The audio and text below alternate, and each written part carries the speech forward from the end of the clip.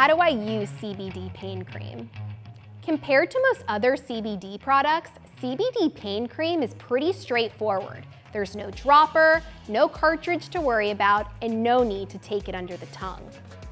Instead, CBD pain cream is simply meant to be applied directly to the skin.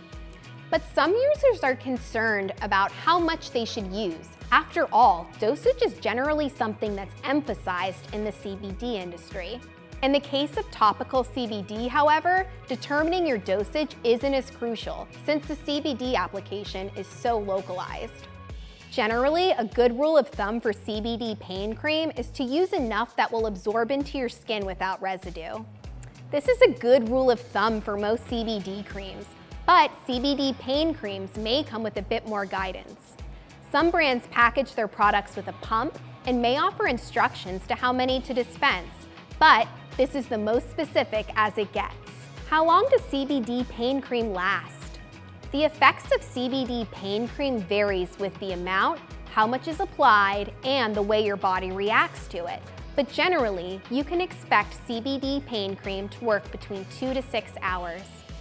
Thanks for watching, and be sure to check out more of our videos about all things CBD.